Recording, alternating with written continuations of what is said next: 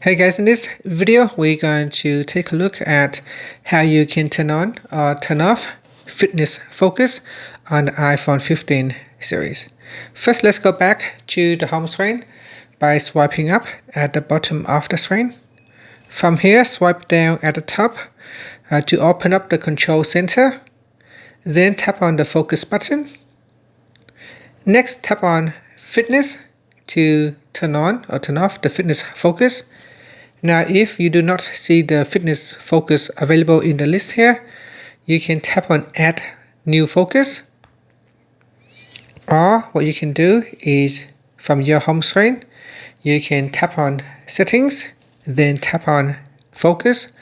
Now first, let me just delete the fitness focus because it is not available by default. So this is the list that you may see. So tap on the add button.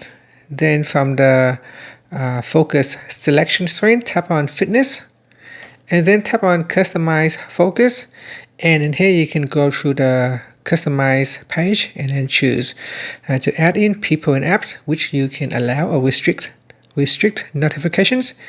You can customize the screens. You can link it to a lock screen or a wallpaper for the home screen. You can also set a schedule when your fitness focus will turn on and when it will turn off automatically.